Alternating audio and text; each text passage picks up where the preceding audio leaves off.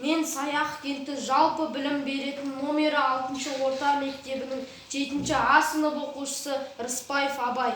Менің есімімді анам Ұлы Абай Құнанбайұлындай дана, білімді, ойшыл болсын деген мақсатпен ырымдап қойған.